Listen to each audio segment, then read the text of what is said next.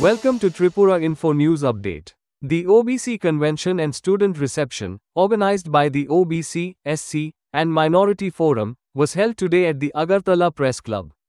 The event focused on the rights and welfare of OBC, SC, and minority communities, with speakers highlighting educational opportunities and socio-economic development. Meritorious students were also felicitated for their achievements. Organizers emphasized unity and awareness to ensure equal opportunities for all. একটা বিশেষ পরিস্থিতিতে আমাদের আজকের এই convention আপনারা জানেন ভারতবর্ষের একমাত্র এই ত্রিপুরা রাজ্য যেখানে ওবিসির সংগঠন, এটা উত্তর আমরা এখনো পাই না। এখনো এই রাজ্যে প্রায় 40% মানুষ ওবিসি, অর্থাৎ পশ্চাৎ শ্রেণীর মধ্যে তারাই মেজরিটি। আজকে তাদেরই যে সাংবিধানিক অধিকার, সংগঠন অধিকার আজকে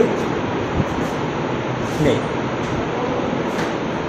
2018 সাল নির্বাচনের আগে আপনারা দেখেছেন আজকে বিজেপি, আইপিএফটি এবং ত্রিপুরা মাতা সরকার অন্যান্য প্রতিশ্রুতির মধ্যে তারা বলেছিল যে ক্ষমতায় আসলে তারা বিধানসভায় 31C মাধ্যমে ওবিসি সংক্রান্ত সংরক্ষণের বিল আনবে এবং ক্ষমতা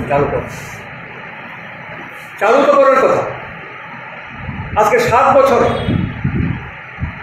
এই ওবিসি এসসি মানুষের মন্ত্রীর পক্ষ থেকে ওবিসি মন্ত্রী, গত মন্ত্রিসভার ওবিসি মন্ত্রী, 2 মন্ত্রী, এখনকার মন্ত্রী এবং চিফ মিনিস্টার, আগের চিফ মিনিস্টার, এখনকার চিফ মিনিস্টার, আমরা কয়েকবার প্রিপারেশন চেয়েছি। আমরা বলতে চাই আমাদের কথাগুলি শুনুন আপনারা, আমরা পাইনি কেন? সারা দেশে যেখানে এই সাংবিধানিক অধিকার রয়েছে, এই কয়েকদিন আগে 3-4 দিন আগে আপনারা জানেন তেলেঙ্গানাতে ওবিসি 19% সংরক্ষণ বানানো হয়েছে, এখানে 42% সংরক্ষণ হয়েছে। যে সমস্ত কথা বলে আমাকে বিভ্রান্ত করে, আমাদের জনগণকে এবং বিভিন্ন মানুষকে বিভ্রান্ত করে যে সংরক্ষণের সীমা 50%, মিথ্যা। 31C-তে 31 ক ধারা অনুযায়ী যে কোনো সংরক্ষণ যদি চালু করে বিধানসভা পাস করে তাহলে এটা কার্যকরী করা সম্ভব। তাই এ সমস্ত বিভ্রান্ত করে মানুষকে বলার চেষ্টা হচ্ছে যে আমার ইচ্ছা আছে সংরক্ষণের হার নেই ইত্যাদি। এসটি, ওবিসি এবং মাইনরিটি একটা সংগঠন মঞ্চ, তারা ওবিসি অংশের মানুষের যে জীবনের অধিকার, বাঁচার অধিকার, শিক্ষা, চাকরির অধিকার, যেটা সংবিধানে লিপিবদ্ধ করেছেন যখন ভিপি সিং প্রধানমন্ত্রী ছিলেন, তারপর থেকে এটা শুরু হয় ওবিসি নিয়ে।